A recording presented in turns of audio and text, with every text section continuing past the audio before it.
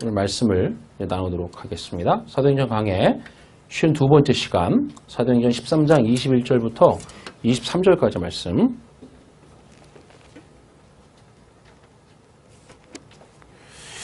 (21절부터) (23절까지의) 말씀을 다 같이 읽도록 하겠습니다. 시작. 그 후에 그들이 왕을 구하거늘 하나님이 베냐민 지파 사람 기스의 아들 사울을 40년간 주셨다가 패하시고 다윗을 왕으로 세우시고 증언하여 이르시되 내가 이새의 아들 다윗을 만나니 내 마음에 맞는 사람이라 내 뜻을 다 이루리라 하시더니 하나님이 약속하신 대로 이 사람의 후손에서 이스라엘을 위하여 구주를 세우셨으니 곧 예수라. 아멘. 나의 로고스와 그 로고스를 결산하다라는 제목으로 말씀을 전합니다. 이 세상에는 면제받는다는 개념이 사실 없어요. 우리가 돈을 빌리거나 채무를 지게 되면 반드시 그 이자가 붙고 이자와 원금을 갚지 않으면 법적인 제재가 들어오죠. 그죠? 세상에는 언제나 가진 자가 있고 가지지 못한 자가 있어서 고리 대금업자라는 사람들이 존재해왔고 은행이라는 이름으로 합법적으로 돈을 빌려주고 이자를 받는 곳이 있습니다. 그죠? 어쨌든 뭐 은행도 다 돈 장사하는 거죠. 그죠? 예. 그리고 돈을 빌리는 사람들은 대부분이 없는 사람들이죠. 예. 없는 사람들을 대상으로 돈 장사하는 거예요. 사실은요. 그게. 왜 이런 것들이 존재하죠? 이 세상에? 이 세상은 하나님의 진리를 보여주는 어떤 샘플, 교보제에 불과하다 그랬죠? 예. 전부 하나님 나라의 복음과 진리를 설명하기 위해서 하나님이 만들어 놓으신 것에 불과하단 말이죠. 예. 오로지 성도들을 위해서. 그래서 성경에는 주인이 종들에게 돈을 나눠주고 나중에 결산을 하는 이야기가 여러 개 등장한단 말이죠. 그리고 구약에도 보면 지난주에도 우리가 말씀을 봤지만 면제해주는, 면제년에 면제해주는 이야기, 희년, 대희년, 그죠? 그다음에 속전을 내는 이야기, 그죠? 반세겔씩 속전을 내는 이야기 있죠? 예, 그 반세겔씩 속전을 내서 뭘 만들어요? 성전을 만들어요. 예, 그런 이야기가 그렇게도 많이 등장하는 거란 말이죠. 과연 이런 이야기가 왜 성경에 그렇게도 많이 등장하는지, 어떤 진리를 담고 있는지를 오늘 좀 자세히 살펴보므로 강해를 이어가고자 합니다.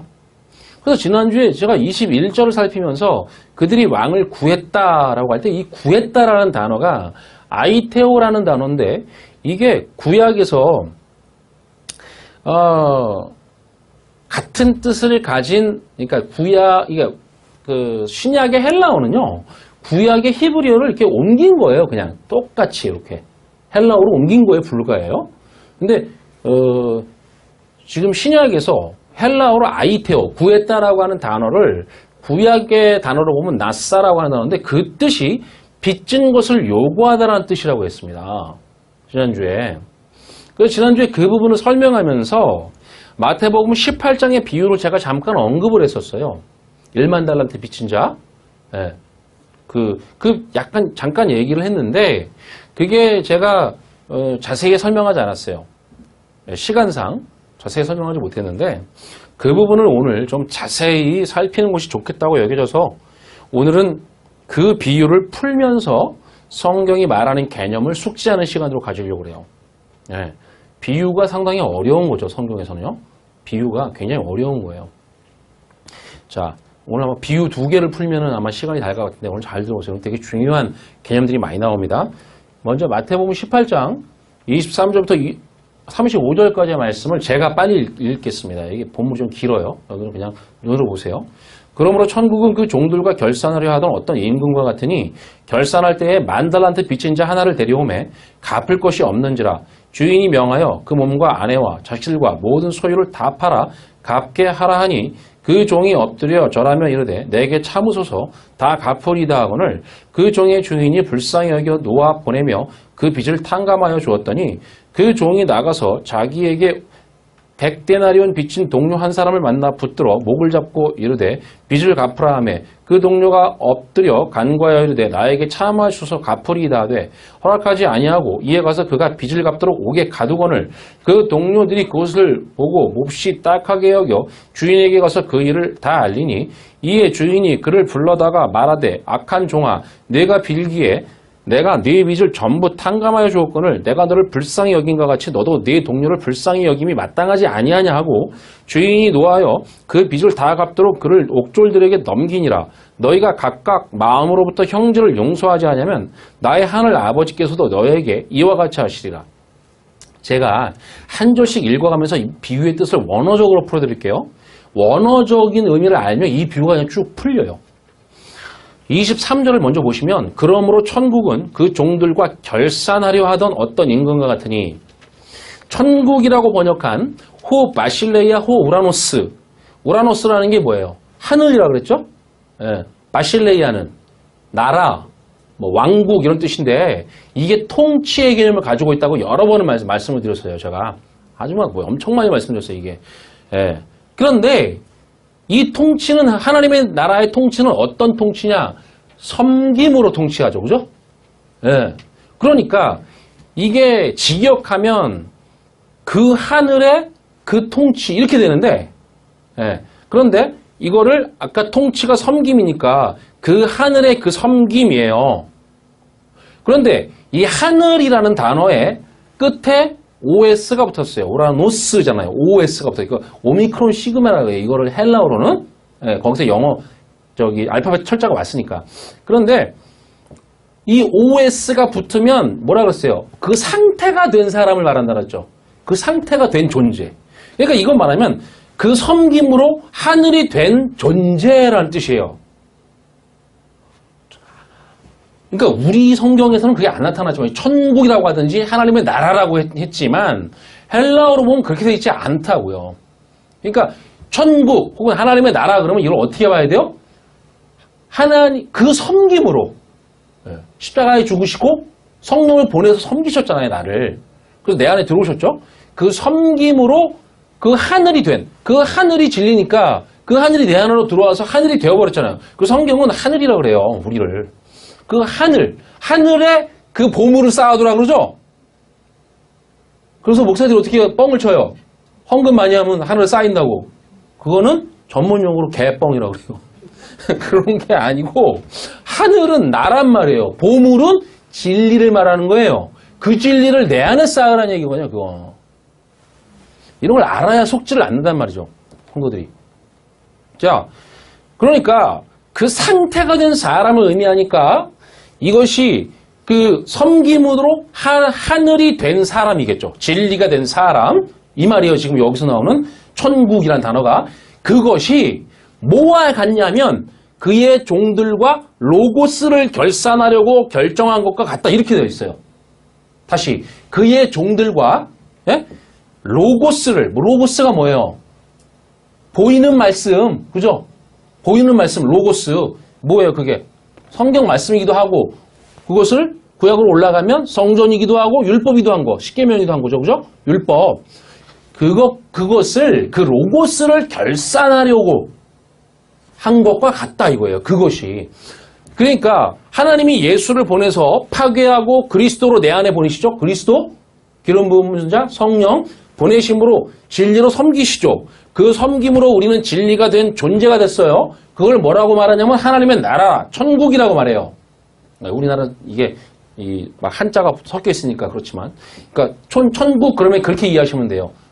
천국이 된 존재, 진리가 된 존재. 그걸 천국이라고 그래요. 그 존재를, 그 상태를 다시 뭐라고 설명하냐면 어떻게 설명하면 이 꼴, 그의 종들과 로고스를 결산하려고 결정한 것과 같다라고 말하는 거죠. 그러니까 이 로고스를 결산한다는 말이 뭐냐면 결산이라는 단어가 빚을 독촉하다라는 단어예요. 아까 설명했죠. 그죠? 네, 빚을 요구하다, 빚을 독촉하다예요. 그러니까 로고스를 주고 하나님이 그 종들과 줬어요. 그리고서는 나중에 그 로고스를 빚으로 생각하고 결산을 한다는 게예요. 회개를 한다고, 회개 감사를 한다고 하나님이. 그 의미예요. 지금 이게. 네. 그럼 하나님의 나라가 된, 즉 진리가 된 존재들은 어떤 존재라고 우리가 생각할 수 있냐면 로고스라는 채무를 갚은 자들이 되는 거죠. 맞죠? 네? 자, 그런 뜻이에요. 이 결산하다는 단어가 빚을 독촉한다라는 뜻이기 때문이에요. 그러니까 그 존재가 된 자들은 빚을 갚은 자들이 되는 거죠. 논리적으로. 그것이 그 로고스를 주고 로고스를 준 목적을 다 성취했으면 그가 로고스라는 채무를 다 갚은 것이고, 그죠? 그것이 진리가 된, 하늘이 된 존재라는 뜻이 되는 거예요. 이게 첫째 절부터 나오는 얘기예요. 로고스는, 자 보세요. 하늘의 진리를 우리에게 넘겨주시려고 하나님이 이 땅의 것을 빌린, 보이는 말씀이죠. 하나님이 보이지도 않고 들리지도 않고 모양도 없는 그 말씀을 우리에게 그냥 줄 수가 없단 말이에요. 들리지가 않아요. 우리는 절대. 이걸 절대 놓치시면 안 돼요. 그러니까 성경은 매개체란 말이에요. 중간에 낀 거예요, 이게. 껴서, 그러니까 그거는 10계명이기도 하고 성전이기도 한 게 가운데 끼잖아요. 이것으로 그것을 알으라고. 그렇죠? 이것도 마찬가지고 성경이. 그러니까 그렇게 매개체로 줬는데 보이는 말씀, 이 아래 세상의 개념을 차용해서 주실 수밖에 없죠. 뭐 물가에 가서 씻으라는 둥 뭐 이런 거 있잖아요. 그러니까 그런 건 다 예를 들어서 주님이 침을 뱉어가지고, 그러니까 그게 무슨 의미냐면 구약에 보면 침을 뱉어갖고 그게 침이 묻잖아요. 그럼 내가 부정해져요. 예? 그죠? 근데 거꾸로 주님은 정결하신 분이잖아요. 정결하신 분의 침이 나에게 맞으면 어떻게 돼요? 나는 정한 자가 되는 거예요. 그런 의미거든요. 흙은 뭐예요? 흙은 나지. 그러니까 거기에 정한 주님의 그 침이 물이니까 물이 와서 나를 정하게 한다 이거. 그리고 물에 가서 씻으라. 다 똑같은 얘기잖아요. 그러니까 그렇게 이 땅에 보이는 어떤 개념으로 한번 통과해서 주지 않으면 우리는 이해가 안 되니까 그렇게 줄 수밖에 없어요. 그런 개념이에요. 그것을 그 종들과, 즉 우리와 회개하려는 것이다 이렇게 말을 해요. 로고스를 준 목적이 뭐예요? 그 로고스를 통해서 그 안에 담긴 진리인 레마를 아는 거죠. 그 의무가 우리에게 있단 말이에요. 이걸 주신 이유는 그것이 우리의 채무라고 그래요. 성경이 말하는 게. 예. 이것도 뭐예요? 그 개념을 쓰는 거라고요. 빚의 개념으로. 예. 그걸 갚으면 어떻게 되는 거예요? 진리가 된 존재다 이거죠. 이걸 설명하는 것이 이 비유예요. 자, 그 다음에 24절을 보세요. 결산할 때 10,000달란트 빚진 자 하나를 데려오매. 한 달란트가 조금 구약시대와 신약시대가 다른데 신약시대 금으로 약 20kg이에요. 20kg짜리 금덩이 본주신 적 있으세요? 없죠. 한 달란트가 금덩이 20달란트예요. 그러니까 이따 보겠지만 5달란트, 2달란트, 1달란트 받았죠. 5달란트를 받았다는 거는 걔는 금을 100kg을 받은 거예요. 작은 돈이 아니에요. 자, 이걸 뭐 달란트 그러니까 지금으로 재능이다 뭐 이렇게 얘기하는데 그냥 금 돈을 얘기하는 거예요. 지금 이거 무게를 얘기하는 거예요. 그런데 한 달란트 금 20kg이잖아요. 이것은 6,000데나리온이라고 그래요. 당시에 데나리온 아시죠? 한 데나리온은 노동자의 하루 품삯입니다. 요즘 하루 품삯이 약 10만 원쯤 한다고 그래요. 제가 알아보니까 보통 노가다를 나가면 10만 원쯤 받아요. 그러니까 지금으로 계산하면 이것이 그러니까 지금 10,000달란트잖아요. 제가 또 다 두드려봤죠. 계산을 해봤더니 약 6조예요 이게. 왜냐면 6,000데나리온이니까 계산해보면 6조라는 돈이에요. 갚을 수가 없는 걸 얘기하는 거예요 그냥. 우리 막내가 얘기하는 거 뭐냐면 제일 큰 거는 100이야. 그래서 아버지 100만큼 막 이렇게 얘기하거든요. 그런 거야. 제일 큰 거.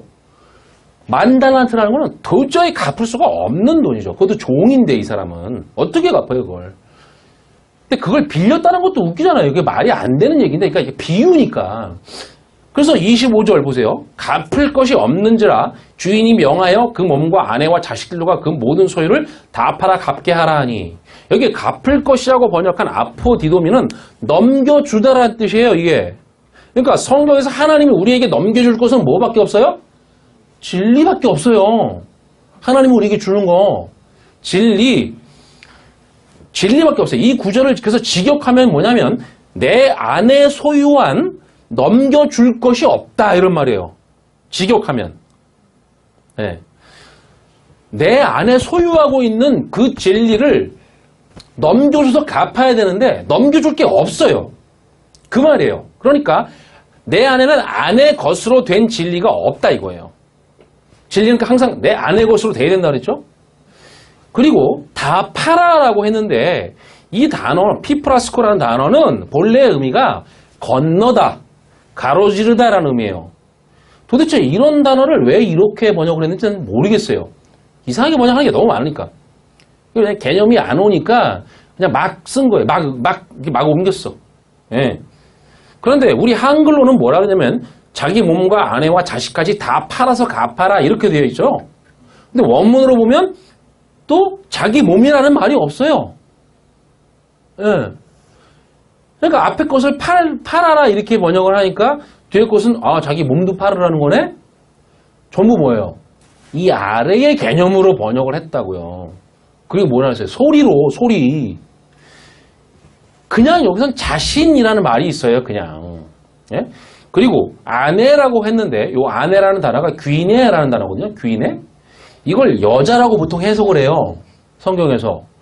그런데 성경에서 여자란, 요 귀내라는 의미가 어떻게 쓰이냐면, 여자란 것이 어떤 의미인가 하냐면, 짝이 꼭 필요한 여자. 남편을 꼭 만나야 하는 여자라는 의미로 쓰여요, 이게. 그러니까 어떤 의미냐면 하나님은 우리 남편이죠. 하나님이라는 그 짝을 꼭 만나야 하는 여자가 귀인애인 거예요. 이 단어. 그게 누구예요? 성도란 말이에요. 나예요. 앞에서도 내 몸이 아니라 그건 그냥 나 자신이라는 뜻이고 여기서도 이건 나예요. 그리고 자식들이라고 번역을 한 테크논이라는 단어. 이거는 어린이라는 뜻이 맞아요. 어린이. 근데 어디서 왔냐면 나타. 씨로부터 생산하다라는 단어에서 왔어요. 그 씨가 어떻게 했어요? 성도 안으로 들어와서 뭘 낳았어요? 나라는 진리를 낳았죠? 그렇잖아요. 내가 진리란 말이에요. 그럼 나라는 진리를 낳았어요. 그러면 여기서 세 가지로 등장하는 자신, 여자, 어린이는 전부 뭘 의미해요? 나예요. 이게 다. 진리가 필요한 나를 의미하는 말들이란 말입니다. 다. 그런데 다 팔아라는 단어가 건너가다, 가로지르다라는 뜻이라고 그랬잖아요. 여러분 이거 조금 복잡하지만 이렇게 알아야 돼요, 성경을. 그런데 뭐냐면 건너가다라는 뜻인데 이게 다 팔아라고 번역을 했는데 이스라엘 백성을 뭐라고 불러요? 히브리인이라고 그러죠. 히브리가 무슨 뜻이죠? 건너간 자예요. 그러니까 이 히브리란 말 건너간 자, 건너가다라는 뜻인데 그러니까 비진리의 나와 성경을 잘 보면 어떻게 되냐면 비진리인 나와 진리가 없어. 뻥 뚫려 있어. 예, 뻥 뚫려 있는 진리. 그걸 야곱의 이야기 보면 잘 나오죠. 야복강이라는 단어가 비었다 이런 뜻이에요. 그걸 건너가야 되는 거예요. 그러니까 나와 진리이신 하나님 사이에는 간극이 있어요. 항상 이렇게 간극이 있고 내가 그 하나님 쪽으로 건너가서 하나가 되어야만 한다는 의미가 담겨 있어요. 성경에는 항상. 예. 그래서 아브라함이 그렇게 말씀하시지도 않았는데 아브라함은 이 땅의 개념으로 그 재물을 반으로 쪼개요. 쪼개는데 거기서 제가 나중에 자세하게 설명 한번 드릴 때가 있을 텐데 쪼개니까 하나님이 거기를 건너갔다 그러는 얘기가 있잖아요. 간극이 생겼다는 얘기예요, 그게. 그러니까 네가 나에게로 건너오지 않으면 안 된다는 의미예요. 그게. 나와 진리이신 하나님 사이에는 간극이 있어서 내가 그쪽으로 건너가서 내가 그분에게 하나가 되어야 되는 거지. 그죠? 그런 의미가 담겨 있어요. 그런데 내 쪽으로 내 생각과 나의 해석과 나의 것으로 이 율법을, 말씀을 나의 개념으로 이렇게 하나님이 오는 것이 아니라 내가 하나님의 것으로 건너가서 하나님의 것이 되어야 한다는 거예요. 성경의 개념이 그렇단 말이에요. 그게 뭐예요? 그게 빚을 갚는 거예요. 그러니까. 그래서 이 구절 마지막에 갚게 하나가 붙는 거란 말입니다. 그러니까 뭐야? 내가 건너간다 이 말이에요. 다 파라가 아니에요. 다 나를 의미하는 거예요. 내가 건너간다 이런 의미예요. 그게. 그러면 갚게 하라. 갚는 것이다라는 거죠. 이 갚게 하라는 구절을 직역하면 어떻게 되냐면 가진 것만큼 넘겨주어라 하거든요. 여기서 가지다라는 단어, 에코라는 단어가 내 안에 가지는 걸 말해요. 이 단어가 역시. 그건 뭐예요? 진리란 말이에요. 내 안에 가진 진리를 하나님께 넘겨드리고 그게 뭐예요? 건너가. 그 넘겨드리는 말. 내가 넘겨드리면 뭘 넘겨드리는 거냐면 진리인데 진리가 말이에요. 그렇죠? 진리가 말이에요. 그 말을, 왜 하나님의 말을 받은 거니까 그 말을 넘겨드리는 그 말은 또 뭐라 그랬어요? 영이라 그랬어요, 그걸. 내 영이에요.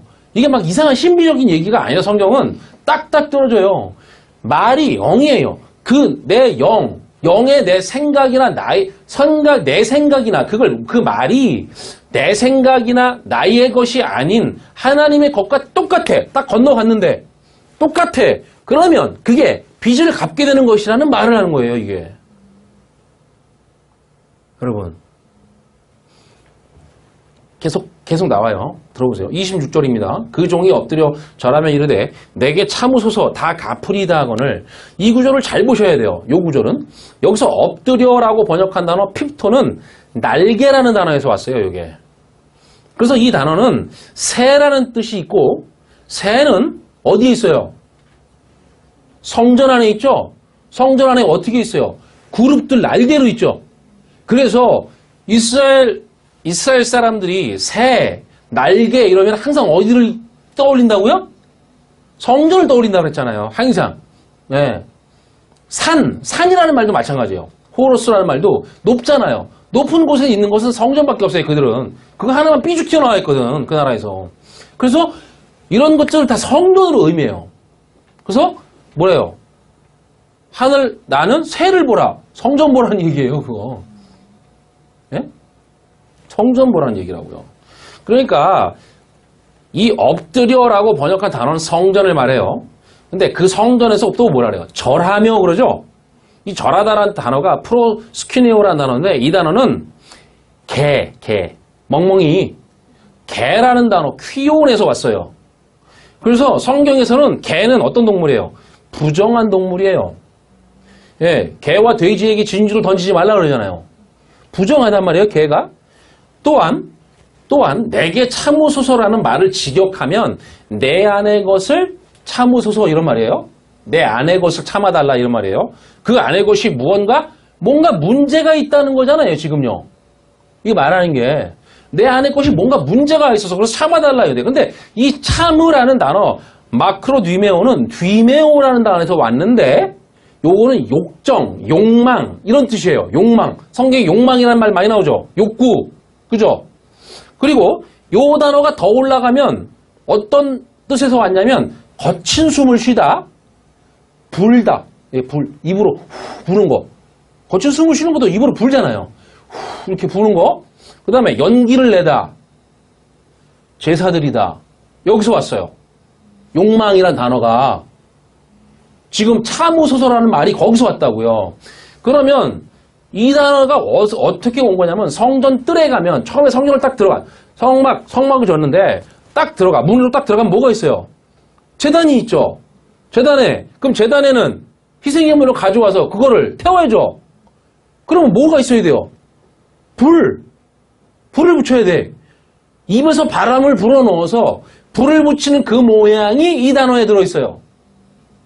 네.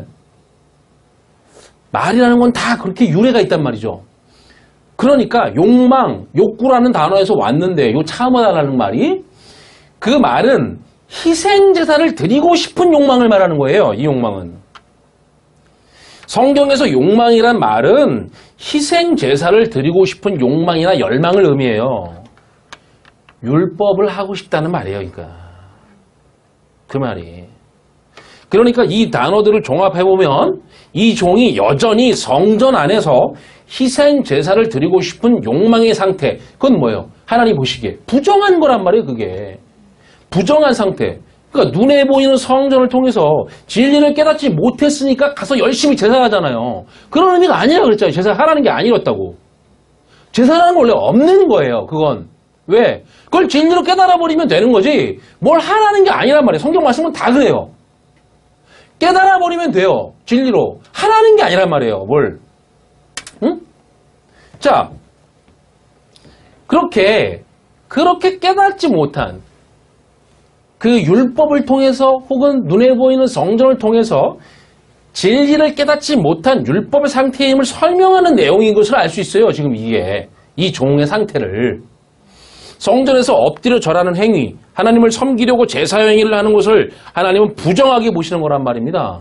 그러니까 여기 예배하러 오셔서 제사하는 것처럼 하시면 그건 부정한 거예요. 율법 안에 어떤 의도와 목적을 하나님이 담아서 줬죠. 분명 담아서 줬어요. 그냥 보이는 것만을 그냥 눈에 보이는 글자, 이거 뭐 내용, 이거를 내 것으로 이해해. 소리로 이해해요. 그리고 계속 그걸 계속 하는 상태라는 겁니다. 누가? 이 종이 진리로 넘겨받지 못한 걸 설명하는 거예요, 지금. 그러면서 이 종이 뭐라고 그래요? 다 갚으리이다. 직역하면 당신 안으로 다 넘겨드리겠습니다. 여전히 율법만을 알고 보이는 율법으로 주어진 성전에서 열심히 절하며 희생제사를 드리고 있는데 그래서 아내의 것으로 가진 진리가 없어요. 깨닫지 못했으니까 진리를. 네, 근데 어떻게 갚아요? 지금 갚는다는 것은 내 안에 있는 그 진리를 내놓아서 하나님의 것과 똑같은지 확인을 하는 거잖아요, 지금. 아까 그런 의미라 했잖아요. 내가 건너가는 거라고. 그래서 그 말을 넘겨줘서 하나님의 말과 같은 것인지를 확인하는 게 갚는 거라 했잖아요. 근데 이 종은 가진 게 없어요. 어떻게 갚아요? 근데 갚겠다는 거야. 이게 누구의 상태예요? 우리의 상태죠, 이게. 예? 어떻게 그 진리를 하나님께 확인시켜드리냐 말이죠. 그런데도 갚겠다는 거예요. 주인이 보기에 어처구니가 없는 것입니다. 예? 그래서 27절이 뭐라고 말합니까? 그 종의 주인이 불쌍히 여겨 놓아 보내며 그 빚을 탕감하여 주었더니 이래요. 주인이 불쌍히 여겼다 그러죠. 요 단어가 스플랑크이즈마이라는 단어인데 내장이라는 단어에서 왔어요. 내장 중에서도 지라라는 그 내장이 있죠. 예. 저 어떻게 꺼내서 보일 수도 없고 내장이 근데 이게 뭐냐면 내장이 끊어지는 동정의 마음, 진리가 없는 그 상태를 바꿔주겠다는 그 내장이 끊어질 것 같은 열망을 가졌다는 뜻이에요, 이게. 이 단어가. 그래서 우리 주님의 옆구리가 뚫리고 내장이 다 끊어져서 흘러나온 거예요. 그래서 놓아 보내며 라고 했잖아요. 이 단어가 완전히 자유케 하다, 풀어주다라는 뜻이에요. 예. 우리가 그 빛의 채무 상태에서 그걸 해결받으려면, 탕감받으려면 주님의 내장이, 창자가, 지라가 다 끊어지고 흘러나오는 그거밖에는 방법이 없다는 거예요. 왜요? 그래야 뭐가 오시니까? 그리스도가 오시니까, 성령이 오시니까. 죽음으로, 주님의 내장이 끊어지는 죽음으로 인해 원천적으로 진리를 볼 수가 없어요, 우리는. 볼 수가 없고 끝까지 그 율법의 상태를 좋아해. 그래서 율법을 좋아하는 욕망으로 살아가는, 예, 그 제사를 드리고 싶은 그 욕망. 그런 나를 그 빚을 갚지 않아도 되도록 탕감해 준 거예요. 여기서 탕감하다가 아피에미라는 단어인데 이게 멀리 보내다라는 단어거든요. 멀리 보내다. 그 부채를, 그 빚을 갚아야 하는 의무를 예수 그리스도가 지시고 멀리 보내버린 거예요. 자, 이 말씀 한번 보시죠. 시편 103편 12절 같이 읽습니다. 동이 서에서 먼 것 같이 우리의 죄가를 우리에게서 멀리 옮기셨으며, 이거예요, 이거. 멀리 옮겨버린 거. 동과 서는 만나지가 않아요. 예, 만나지 않습니다. 근데 여러분 재밌는 게 아세요? 동은 어디예요? 성경에서 보면 아담과 하와가 범죄하고 뛰쳐나간 방향이 동쪽이에요. 성경에 분명히 나와 있어요. 서쪽은 뭐죠? 주님이 언약의 기둥인 십자가를 메고 나간 게 서쪽이에요. 네. 만나지 않게 하시는 그걸 멀리 옮겨버렸다고요. 주님이 그렇게 일부러 서쪽으로 나가신 거. 서쪽 하늘 붉은 노을 천장도 있잖아요. 그런데 이 빚이라고 하는데 이 단어가 다네이온이라는 단어인데 이 단어가 두 가지 뜻이 있어요. 빚이라고 번역한 단어에 두 가지 뜻이 있다고. 첫 번째가 선물. 두 번째가 빚, 부채. 왜 그럴까요? 생각해 보세요. 이게 그러니까 선물도 되고 빚도 된다는 거잖아요, 지금. 하나님은 우리에게 진리를 넘겨주시려고 뭘 주셨어요? 율법과 성전을 주셨죠? 그러죠? 이건 잊어버리시면 안 돼요. 그 두 개밖에 안 줬으니까. 율법과 성전을 줬고, 첫 번째 성전이잖아요. 두 번째 성전으로 예수, 세 번째 성전으로다. 그걸 줬잖아요. 이거 잊어버리시면 안 돼. 그 율법과 성전을 주셨는데, 율법은 어차피 문자를 못 읽으니까 성전이니까 결국은 성전밖에 없어요. 이 진리를 우리에게 넘겨주시려고 주셨어요, 이거를. 그런데 이 문자와 보이는 문자인 성전을 통해서 그 안에 의도하여 담아놓으신 진리를 깨달아버려. 그러면 그 성전은 우리에게 뭐가 돼요? 선물이 돼요. 그렇죠? 그렇지만 그걸 깨닫지 못하면 뭐가 돼요? 우리에게 빚이 돼요. 알아야 되는 빚이 된단 말이에요. 의무가 된다고요. 왜 이게 빚이라고요? 그걸 진리로 깨달아야 하는 의무가 우리에게 있단 말이에요. 이걸로 알으라고 줬기 때문에 주인이, 성경에 다 주인이라고 하는 거예요. 주인이 종들에게 이걸 내가 알아야 되라고 빚으로 준 거란 말이에요. 그걸 성경이 채무, 빚이라는 이 땅의 것으로 우리에게 설명하는 것 뿐이에요. 지금 성경이. 그럼 잘 생각해 보세요. 탕감하다라는 게 아피엠이 멀리 보내다 이런 뜻이에요. 그리스도가 오셔서 선물이면서도 빚도 되는 성전을, 율법을 안의 진리로 깨달아버리면 율법이 곧 진리인 것을 알게 되죠. 되게 중요해요. 지금 여기서. 우리가 하나님이 이 땅의 것으로 줬어요. 성전이라는 걸. 눈에 보이는 걸로 줬어요. 자, 눈에 보이는 걸로 줬어요. 네? 성경도 눈에 보여요. 줬는데 그것을 통해서 하나님이 이 안에 담아놓은 그 본래 주시려고 하는 거, 그 진리를 깨달아버려요. 그러면 율법이 곧 진리라는 것을 알게 되죠. 그래서 우리가 곧 다 그러잖아요. 율법이 진리는 건 하나라고. 자, 그러면 그렇게 되면 깨달아버리면 율법은 사라지고 진리가 남아요. 그죠? 그런데 율법을 진리로 넘겨받지 못하고 율법을 나의 생각이나 나의 것으로 받아요. 소리로 받아서 이 아래 세상의 개념으로 행하기도 하고 절제하기도 하고 뭐 희생하기도 하고, 그래서 제 아무리 만족을 하고 보람을 느끼며 살아도 하나님은 그걸 뭐라 그래요? 무거운 짐, 고통의 상태라고 보신단 말이에요. 이 세상에서 채무를 진 상태가 얼마나 비참하고 고통스러운지 우리는 직관적으로 잘 알고 있어요. 그렇죠? 여러분도 잘 아시잖아요. 제가 우리 성도님들과 얘기해 보면은 빚진 얘기 그거 통과한 얘기 얼마나 많이 하시는데, 그거 저도 잘 알아요. 그거를 영화나 어떤 그런 뉴스에서도 이 빚의 문제로 살해의 위협도 받고 패가 망신하는지를 잘 본단 말입니다. 우리가 그걸 통해서. 그래서 나라에서 막 그걸 규제하고, 그죠? 바로 그 무거운 짐을 멀리 보내버렸다. 그게 탕감이에요. 그럼 성령이 율법을 통해, 율법, 로고스를 통해서, 눈에 보이는 걸 통해서, 그 성전을 통해서 진리를 깨닫게 하시면 뭐가 없어지는 거예요? 뭐가 없어지는 거예요? 예? 자신 있게 좀 대답, 입에서만 얘기하지 마시고. 전 이렇게 크게 얘기하는데. 자, 율법으로 진리를 알았어요. 그러면 뭐만 남아요? 예? 뭐만 남아요? 진리만 남죠? 그럼 뭐가 없어졌어요? 율법은 없어졌죠? 맞아요. 빚이 없어지는 건데 율법이 없어졌죠? 그러니까 그걸 다른 표현으로 하면 율법을 멀리 보내버려서 내 안에 있던 율법이 없어지죠? 그러면 죄라는 것이 근본적으로, 원리적으로 없어지는 거예요. 이게 이해되세요? 왜냐? 성경에서 분명히 율법은 죄를 깨닫게 하는 역할을 한다 그랬기 때문에요. 자, 로마서 3장 19절부터 20절을 읽어봅시다. 다 같이 크게 시작. 우리가 알거니와 무릇 율법이 말하는 바는 율법 아래에 있는 자들에게 말하는 것이니 이는 모든 입을 막고 온 세상으로 하나님의 심판 아래에 있게 하려 함이라. 그러므로 율법의 행위로 그의 앞에 의롭다 하심을 받을 육체가 없나니 율법으로는 죄를 깨달음이니라. 율법으로는 죄를 깨닫는 거예요. 율법의 기능은 뭘 하냐면 죄를 깨닫게 하는 것밖에 없어요. 예? 자, 잘 보세요. 하나님은 자신의 진리를 우리에게 주시기 위해 율법으로 줬어요.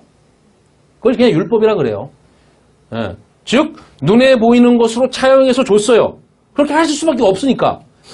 겉으로는 이게 다 뭐야, 뭐 해라, 뭐 하지 마라, 뭐 이런 식으로 보이는 것으로, 들리는 것으로 줄 수밖에 없다는 겁니다. 그런데 그 안에는 하나님의 진짜 넘겨주고자 하시는 진리가 있어요. 하지만 이 안에 숨겨진 진리를 알지 못하고 껍데기만 취해서 겉에 보이는 뭐 내용, 보이는 거 있잖아요. 그 글씨. 그런 것들만 취해가지고 내 마음이 가진 이 아래의 개념으로 해석하고 행해버리면 그걸 뭐라 그래요? 죄라 그래요. 그걸 성경이. 교회 열심히 다니면서 진리는 모르고 열심히 착한 일하고 막 선교지에 돈 보내고 막 예? 방학 때마다 선교지에 막 가서 막 하고 진리는 몰라. 행해버려. 죄예요. 죄. 여러분,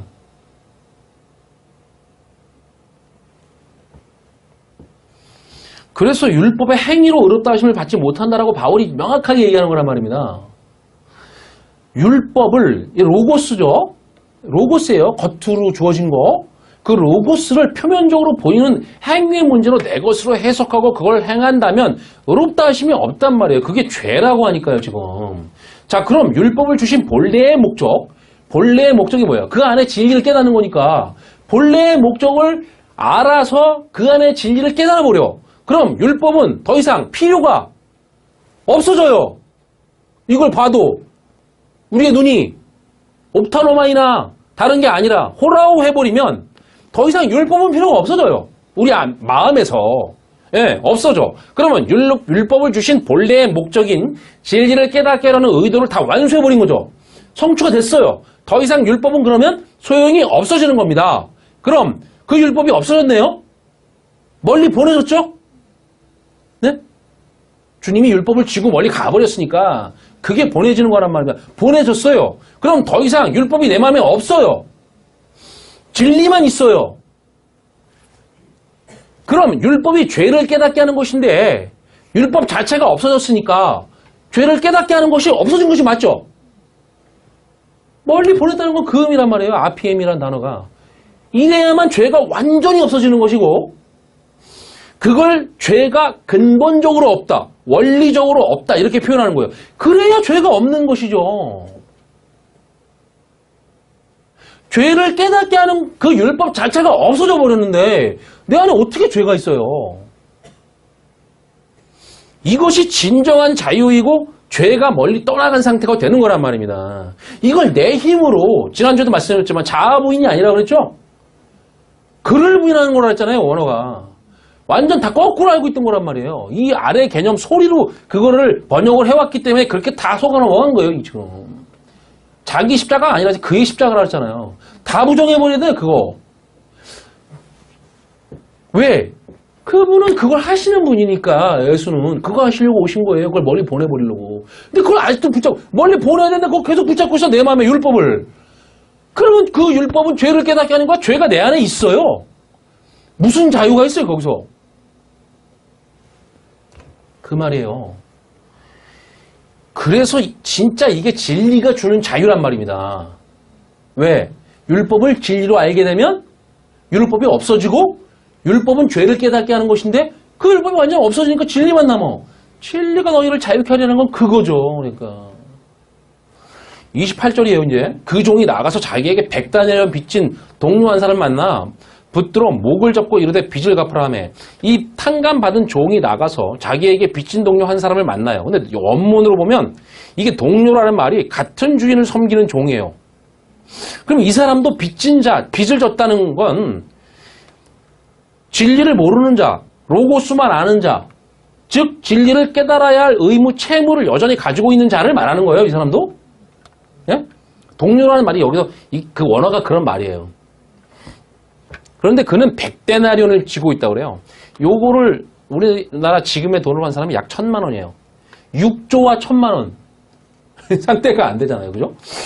목을 잡고라는 말은 요게 질식시키다, 숨 막혀 죽게 하다 이런 뜻이거든요. 여러분 숨이 뭐예요? 숨이 영이잖아요. 이게 성경에서 푸뉴마, 바람, 아까 불다 똑같은 거예요. 그거. 그러니까 성령은 깨끗한 말이라고 그랬잖아요. 섞이지 않은 진리, 그 진리로 숨쉬지 못하게 만든다 이 말이거든요. 지금 이게. 이게 얼마나 무서운 얘기인지 몰라요. 29절 보세요. 그 동료가 엎드려 간과하여 이르되 나에게 참아주소서 갚으리다 하되. 잘 보시면 1만 달란트 빚진 자, 지금 요 100데나리온 빚진 사람을 목을 잡고 있는 그 사람이 자기 주인에게 하던 행위와 말을 이 100데나리온 빚진 사람이 똑같이 하고 있다는 것을 알 수가 있어요. 그쵸? 여기서도 나에게 참아주소서 그러거든요. 이 말은 아까 뭐라 했어요? 참다라는 거. 거친 숨을 쉬다, 불다, 제사하다. 저 희생제사를 드리려는 욕망. 그걸 참아달라는 거라는 거예요, 지금요. 그러니까 1만 달란트 빚지고 탕감받은 자기의 모습과 똑같아. 율법의 상태야. 제사 드리고 싶은 그 욕망. 희생제사.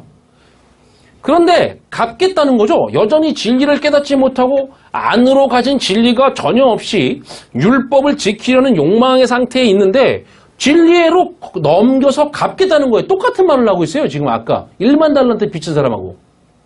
그런데 30절을 보면 뭐라 그래요? 허락하지 아니하고 이에 가서 그가 빚을 갚도록 옥에 가두거늘.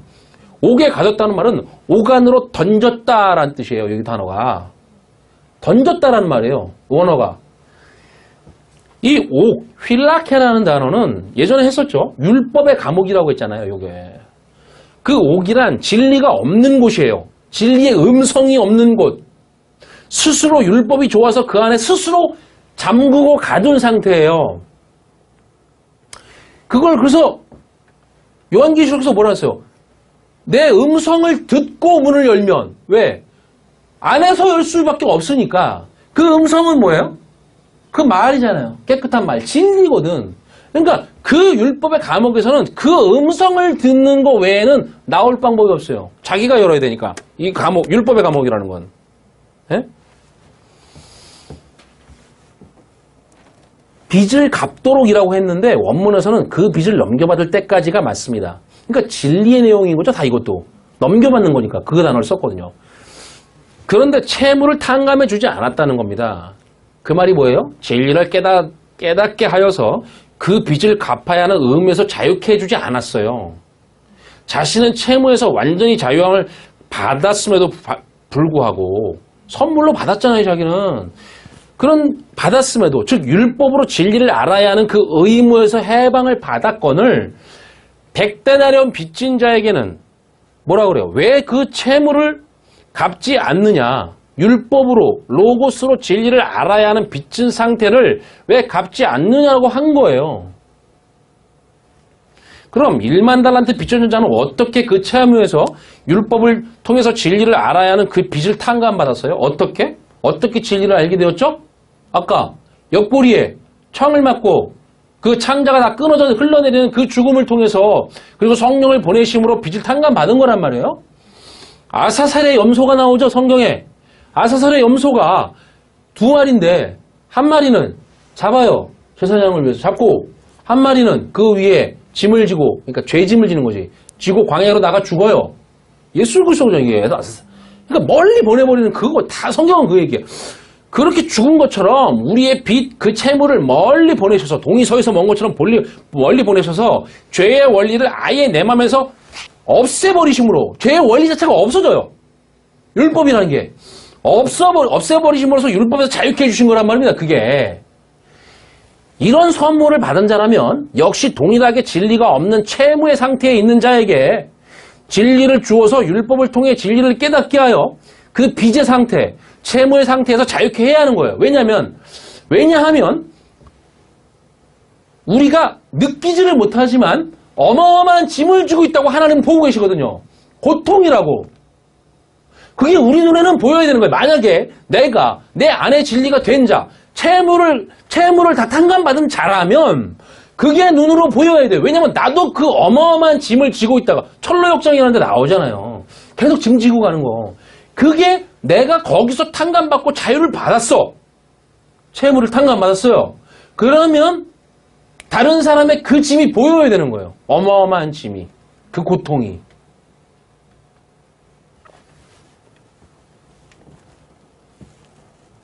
그걸 하지 않았다는 것이죠. 그냥 율법의 상태로 놔둔 거예요. 그것을 옥에 던져 넣었다 그래요.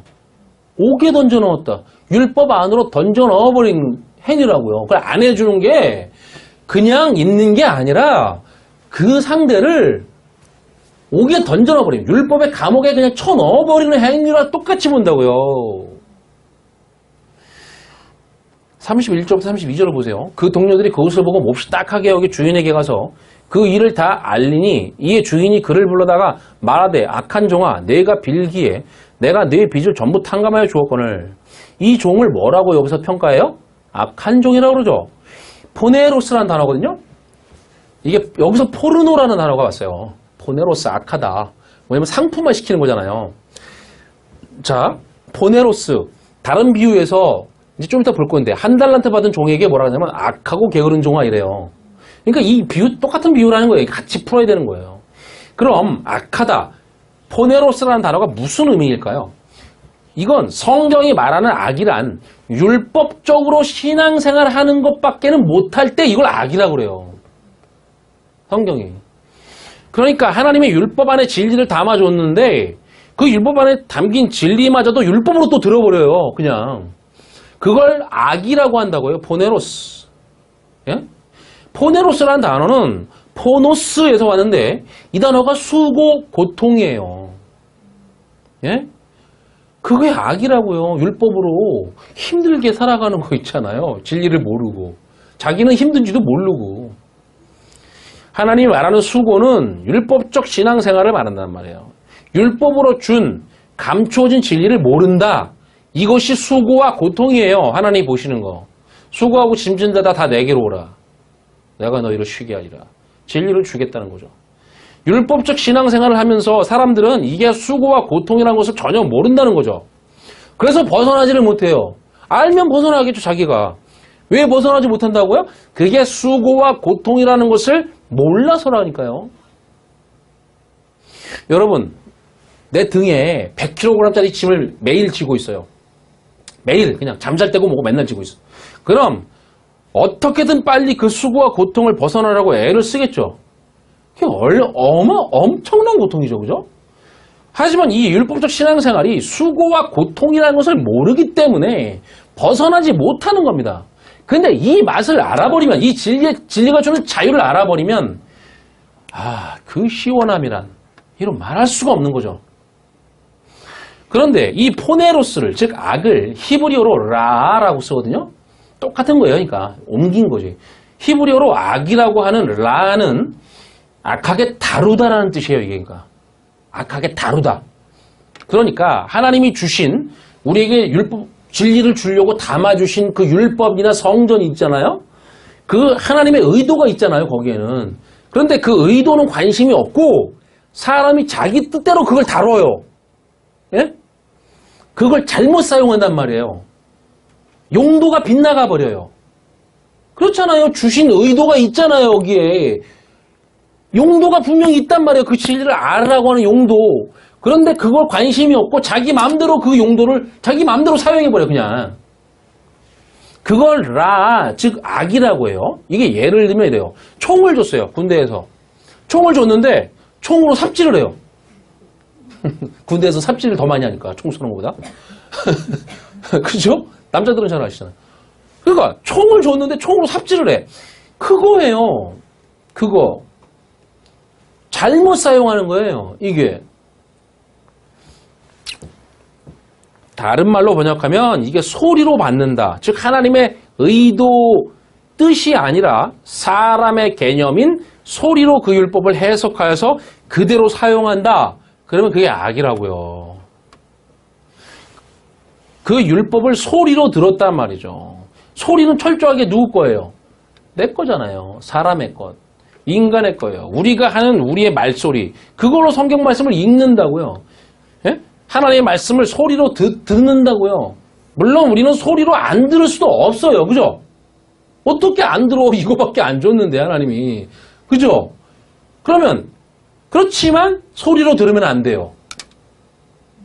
그걸 성경이 뭐라고 그런다고요? 악이라고 한다고요. 이렇게 소리로 들으면.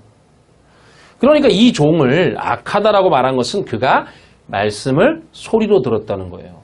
소리로, 즉 인간의 것으로, 내 것으로 듣고 율법으로 신앙생활을 했다 이런 뜻이에요. 성경은. 그러면 내 안에 진리가 없고 그러면 다른 사람의 채무를 자유케 해줄 수 있는 내 안의 것을 넘겨주어서 율법이 없어져 죄가 원리적으로 없어지는 그 죄 자체가 없어지는 그 자유, 완전한 탕감을 줄 수가 없어요. 절대.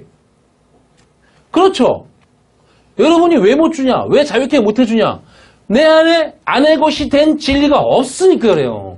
악의 상태니까. 포네로스거든요.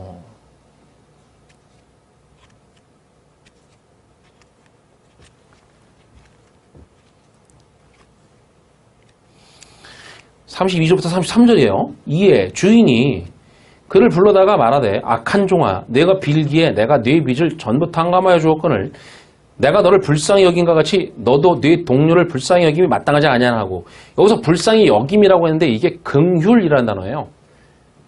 엘레오스, 엘레에오라고 하는데 하나님의 긍휼이란 그러니까 뭐예요? 율법으로 진리를 알아야 하는 그 채무를 탕감해 주는 거. 진리로 깨닫게 하는 것이 그것이 긍휼이에요. 하나님의 긍휼. 하나님의 긍휼이 여김은 그 진리를 주어서 그 율법으로 진리를 알아야 되는 그 의무의 상태, 빚진 상태를 탕감해 주는 것으로 나타나는 것이지 이 땅의 문제를 해결해 주는 것으로 나타나지 않아요. 뭐 가난을 해결하거나 뭐 빵을 주거나 뭐 밥을 퍼주거나 그런 게 훌륭해 보이시죠? 그렇게 하나님의 긍휼을 말하지 않는다고요, 성경이. 하시는 거 좋아요. 그거 뭐 나쁘겠어요, 그거 뭐. 근데 그걸로 내가 주님의 일을, 긍휼의 사역을 한다, 이렇게 생각하면 안 된다고요, 그건. 진리가 아니에요, 그것은. 그러니까 그걸 안 한다고 그래서 내가, 어떤 채무감을 가질 필요가 없단 말이에요. 여러분. 하나님이 그럴 것 같으면 그거 다 주시고 하나님이 그걸 못 줘요? 그걸 통해서 진리를 깨달으라는 거거든요, 다.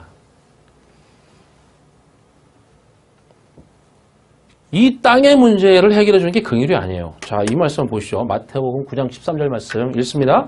너희는 가서 내가 긍휼을 원하고 제사를 원하지 아니하노라 하신 뜻이 무엇인지 배우라. 나는 의인을 부르는 것이 아니요 죄인을 부르러 왔노라 하시니라. 긍휼이란 뭐예요? 진리를 내 안으로 줘서 율법으로 진리를 깨닫게 하는 그 채무를 탕감해 주는 것입니다. 그죠? 그걸 원하신대잖아요, 지금. 그 진리를 내 안으로 주시는 게 긍휼이란 말이에요. 제사를 원치 않는다는 게 뭐죠? 제사, 희생제사 왜 한다고요? 성전을 줬는데, 율법을 줬는데, 그걸 땅의 개념으로 알아먹어. 그래서 열심히 가서 희생제사 한 거잖아요. 율법을 깨닫지 못한 상태인 거 아니에요. 그러니까 그걸 원하지 않는다고요, 하나님은. 그런데 그렇게 한단 말이죠, 다. 열심히 충성한다는 식으로 충성이라는 단어가 믿음이라는 단어예요, 그게 성경에서. 율법을 통해 진리를 넘겨받지 못한 상태, 그걸 악이라고 했죠. 하나님의 의도를 자기 마음대로 사용해버리는 거. 그러니까 진리를 가지 못한 상태가 제사의 상태란 말입니다. 율법의 상태. 그거 안 받는다는 거예요. 그거 원하지 않는다는 거예요, 하나님이. 35절이에요. 너희가 각각 마음으로부터 형제를 용서하지 않으면 나의 하늘 아버지께서 너에게 이와 같이 하시리라. 여기에 번역이 생략된 말이 있는데 그들의 과실을 이라는 말이 생략되어 있어요, 여기. 그냥 형제를 용서하지 아니하면이 아니라 그 형제의 과실을 용서하지 않으면이라고 해야 돼요. 정확한 해석이. 이 과실이라는 단어가 파라푸토마인데 옆으로 미끄러지다라는 뜻이에요. 이 단어가. 여러분, 그리고 다시 이게 더 본래 뜻을 찾아보면 파라테이노인데 이게 뻗치다. 몸을 뻗치다, 이렇게. 그런 단어가 나와요. 이게 어디서 왔냐면 선악과를 아담과 하와가 따먹을 때 몸을 뻗쳐서 따먹죠, 이렇게. 거기서 왔어요. 선악과를 잘 생각해 보세요. 하나님이 선악을 알게 하는 지식의 나무를 주셨다는 것은 그 선악과가 뭐예요? 로고스예요. 다 로고스예요, 여러분. 율법으로 보이는 말씀으로 준 거라고요. 자, 선악과를 통해 의도하신 어떤 뜻이 담겨 있는 것이죠. 그러니까 이 나무를 그냥 겉모양으로 나의 소리로 이 아래의 것으로 이해를 하면 그리고 행해버리면 그게 악이란 말이에요. 그렇죠? 그러니까 사실은 선악과는 먼저 악으로 주는 거예요. 그거밖에 못 깨달으니까 인간은. 즉 선과 악으로 내가 판단해요. 그래서 내가 행해버리면 그것이 선악과의 뜻을 모르고 그 안에 레마를 모르고 내 것으로 이해해버린 거예요. 그거 따먹는 거란 말이에요. 왜요? 하나님이 야 이건 먹지 마 그러니까 아 이건 먹으면 안 되는 것이구나. 에? 하나님이 그렇게 말을 줄 수밖에 없는 거라고요. 이건 의도를 알아야 되는 거라고요. 그게 그러니까 그 선악과 뜻을 모르고 그걸 행해버리면 악이에요. 그건. 그런데 그 악을 통해서 그 안에 의도하신 뜻을 알아버려요. 그러면 그게 뭐예요? 선이에요. 선. 그러면 그 선악과가 뭐예요? 영생의 나무예요. 그게. 같은 거예요. 하나라고요. 둘이 아니라니까요. 하나라니까요. 이게 다. 이렇게 악으로 선을 아는 것이죠. 우리는 그런데 악이 아니면 선을 알 수가 없어요. 그게 악이니까. 그러면 하나님 우리에게 뭘 준 거예요? 악을 줬네요? 그죠? 그런데 무슨 악이라고요? 선한 악을 준 거라고요. 악이 아니면 우리는 깨달을 수가 없어요. 진리를. 악을 주고 선으로 완성시키시는 거잖아요. 이게 형제의 과실이라는 단어의 뜻이에요. 내가 내 몸을 뻗쳐서 그 선과 악을 알게 하는 지식의 열매를 따먹은 상태. 선악과의 의도를 모르고 이 내 의미로 내 생각으로 취하여서 가진 상태를 말한 거란 말입니다. 그걸 보여주는 거예요. 그럼 그걸 악이라고 하죠. 악은 도덕적, 윤리적 잘못을 말하지 않고 그 의도를 모르고 내 것으로 취한 상태를 말하는 거란 말입니다. 옆으로 미끄러진 상태. 율법에서 진리를 정확히 만나지 못하고 옆으로 미끄러져 버린 상태. 그거를 신약에서는 실족해버린 상태. 악을 통해서 악만 가진 상태. 그 과실을 용서하지 않으면 그 과실, 즉 진리에서 옆으로 미끄러진 상태를 멀리 보내주지 않으면 나의 하늘 아버지께서도 너희에게 이와 같이 하시리라 이래요. 여기서는 그 위의 아버지라고 정확하게 되어 있어요. 원어가.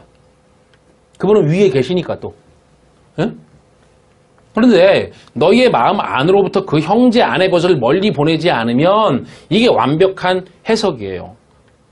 그리고 각각 중심으로 이렇게 해석했지만 너희 마음 안으로부터가 맞는 해석이에요. 구약에서 마음을 뭐라고 한다고 그랬죠? 예?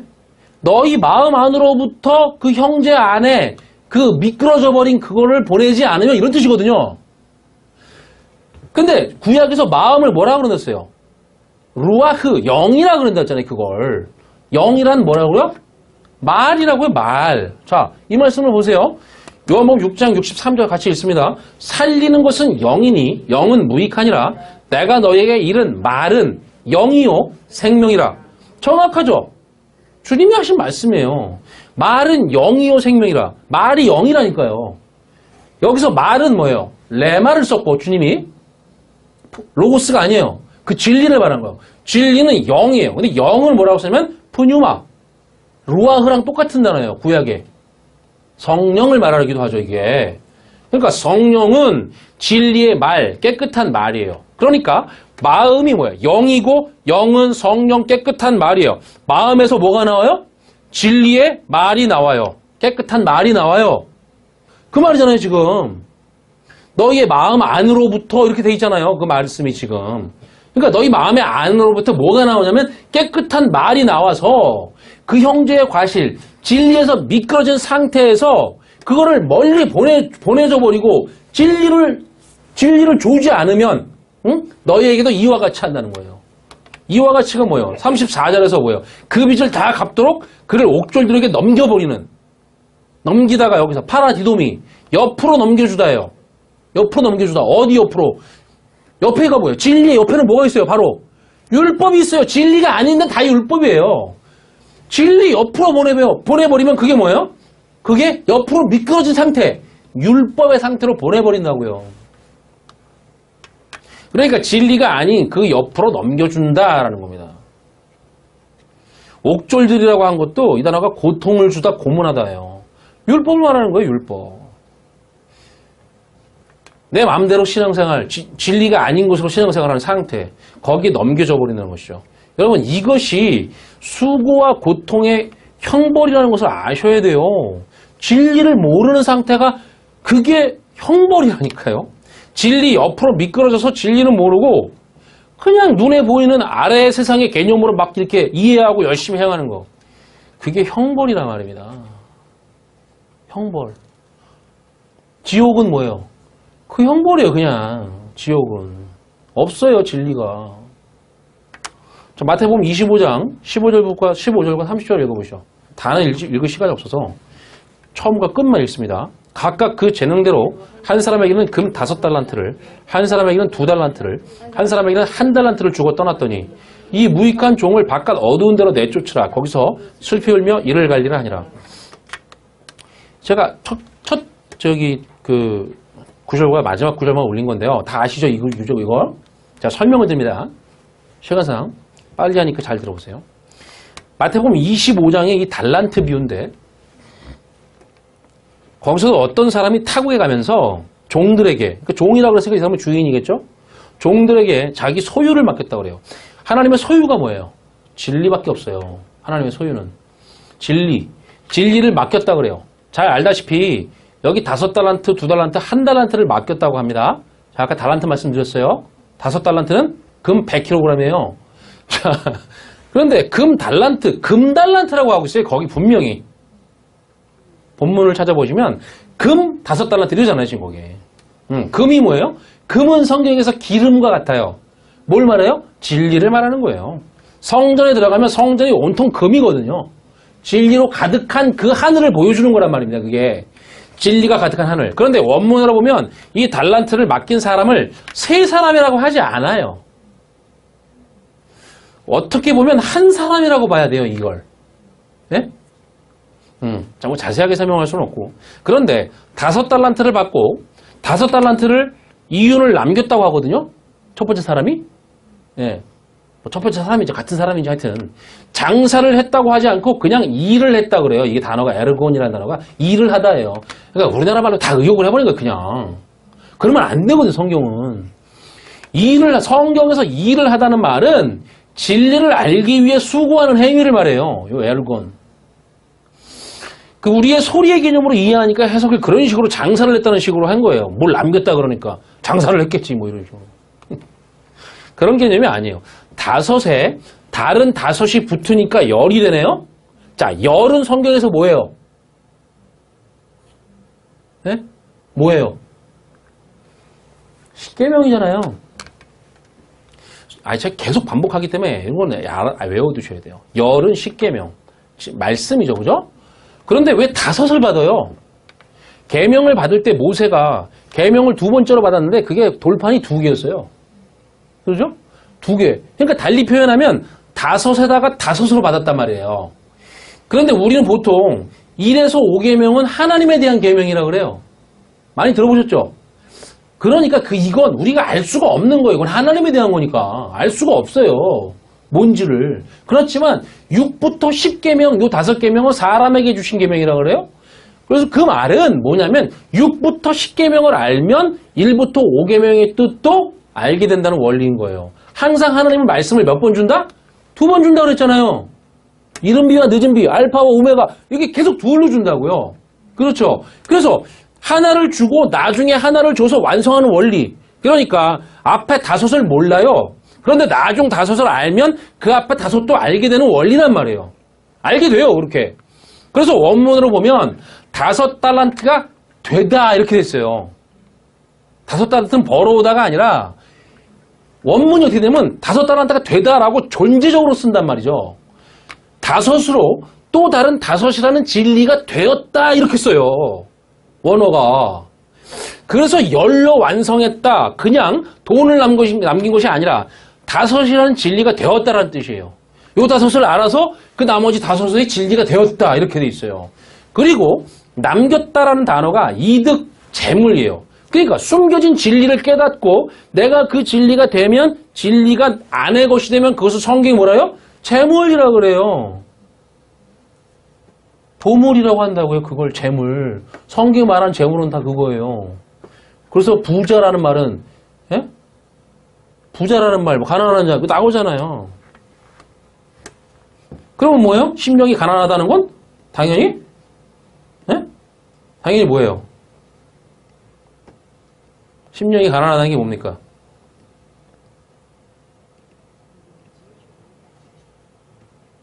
뭐예요? 네? 심령이 가난하다는 게 뭐예요?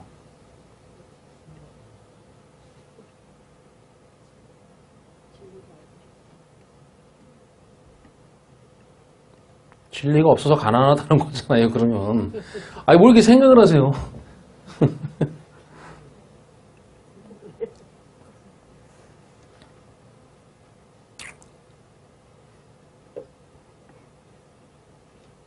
잠깐만요. 제가 지금 보던 게 약간 잘못돼가지고.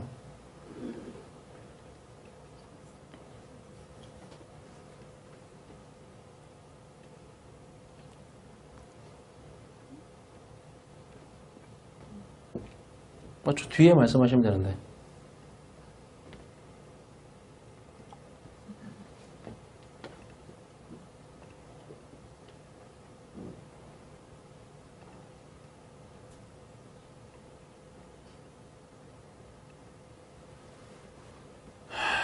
자, 딴소리 하다 보니까 제가 이 원고를 놓쳤네요.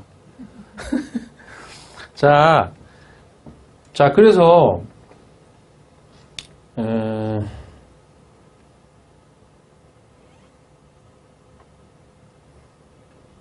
어디까지 했습니까? 재물이라고 했죠. 그 다음에 뭐냐면 둘이라는 달란트를 받아요. 이제 역시 진리겠죠. 그러면 다섯도 진리고 이 둘도 진리를 말해요. 성경에서 둘로 주신 진리는 뭐죠? 그 열을 주님이 둘로 줬잖아요. 하나님을 사랑하고 이웃을 사랑하라. 자, 또 역시 둘로 줘요. 주님이 열을 둘로 설명해 주신 거란 말이에요. 그런데 이 둘이 하나죠. 왜 하나예요? 성경에서 사랑은 언약의 완성이에요. 새 언약을 너에게 주노니 서로 사랑하라. 그런데 앞에서 1부터 5계명을 정리한 것이 하나님을 사랑하라고 6부터 10계명을 요약한 것이 이웃을 사랑하잖아요. 그러니까 하나님을 사랑하라는 계명이 이웃을 사랑하라는 계명으로 완성이 되어져. 그러니까 이웃을 사랑하라는 것을 알면 당연히 그 앞에 계명을 알게 되는 거예요. 그럼 둘은 하나죠. 사랑이라는 것은 하나가 돼요. 똑같단 말이에요. 그렇죠? 그게 둘이라는 달란트를 받은 종의 내용이에요. 예. 그거 근데 둘을 남겼다 이렇게 쓸 뿐이지. 이렇게 둘의 율법을 하나로 알아버리면 그것이 하나라는 진리예요. 그래서 마지막에 하나라는 달란트가 나오는 거예요. 그런데 그 종이 하나라는 진리를 한 달란트를 어디에 묻어버려요? 땅에 묻어버리죠. 땅을 헬라어로 호게라고 한다 그랬어요. 지난주에 배웠죠. 그 호게가 나오면 뭘로 해석해야 된다? 뭘로? 성전으로 해석해야 된다 그랬잖아요. 그 땅이라고 하면 그 땅은 그 하늘을 의미하는 거고, 예? 그 하늘은 진리잖아요. 예, 그렇죠? 그 진리는 진리를 뭘로 보여줬다? 성전으로 보여줬으니까 그거를 우리는 호계라고 나오면 성전으로 해석해야 된다고요. 그래서 그게 성전이에요. 성전에다가 그 진리를 묻어버렸다 이거예요. 숨겨버렸다. 주님이 성전으로 오셨죠. 자기 몸이 파괴되어서 뭘 깨닫게 해주시려고? 진리를 깨닫게 해주려고. 안 그러면 안 되니까. 그 숨겨진 진리를 절대 못 알아도 다 맹인들이야. 그 자기가 성전에서 오셔가지고 자기가 파괴돼가지고 그 진리를 만천하에 드러내시려고 오셨어요. 성령을 보내심으로. 그런데 그 진리를 다시 성전에 갖다 쑤셔 막아버리네?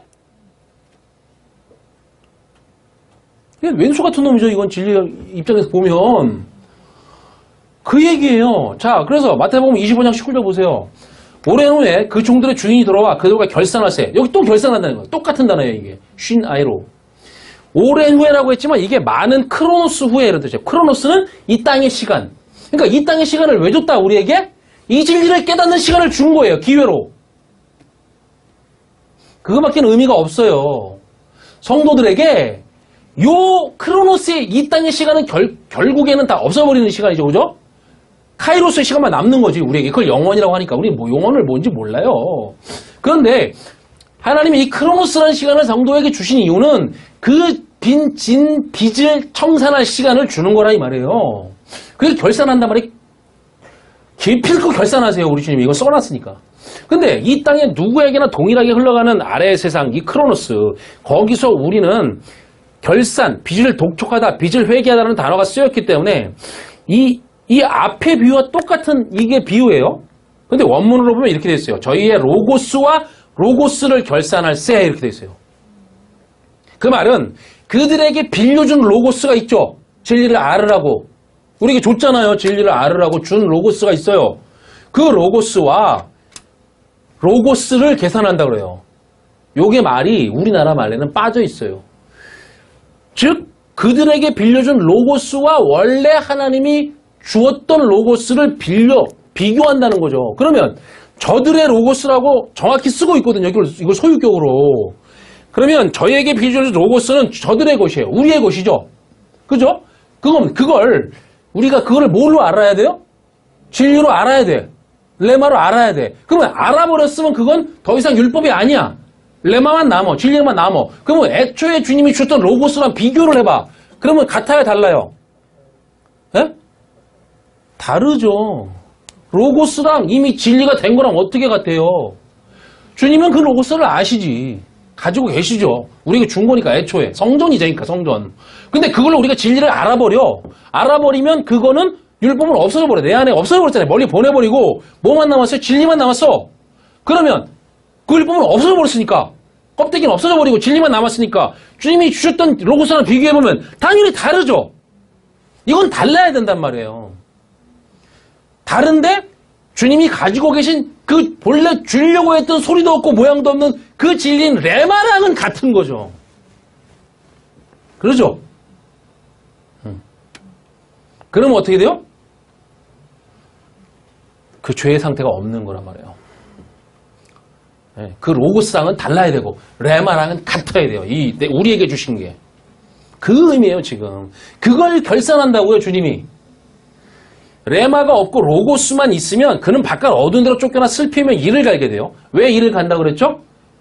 분해서가 아니라 먹을 것이 없어서 이만 갈게 된다는 뜻이에요 이게.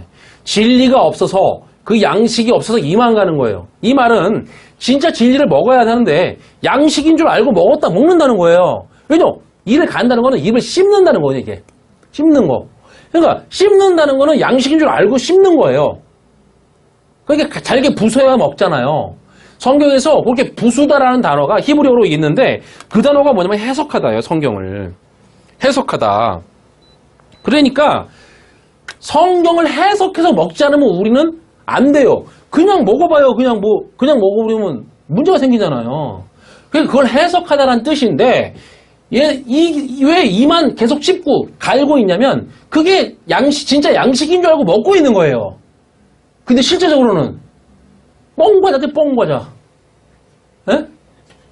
진리가 없이 안에가 뻥 비어버린 과자를 진짜인 줄 알고 그걸 먹어. 그 상태를 말하는 거예요. 공갈빵 같은 거.